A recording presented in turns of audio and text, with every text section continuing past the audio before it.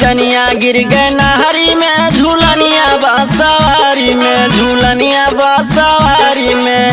सारी दहिया गिर गई बलम के अकवारी में, सारी दहिया गिर गई बलम के अकवारी में, बलम के अकवारी में, बलम के अकवारी में। सारी दहिया गिर गई बलम के अकवारी में, सारी दहिया